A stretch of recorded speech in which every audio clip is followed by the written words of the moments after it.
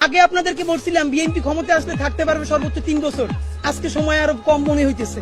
BNP যদি বিপুল ভোটে না 300 তে 300 দিতে আসে, এই অবস্থায় সে 2 বছরের বেশি সরকার রান করাইতে পারবে না।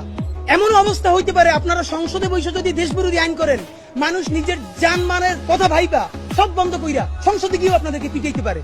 সুতরাং নির্বাচনের চেয়ে সেই ক্ষমতা কেমনে সুসংহত করবেন এইটা মনে রাখেন। কেন পারবেন না? হিসাব সোজা ভাই, মানুষের হাত খুলে গেছে। মানুষ মার খাইতে খাইতে এখন মার দিয়া শিখে গেছে।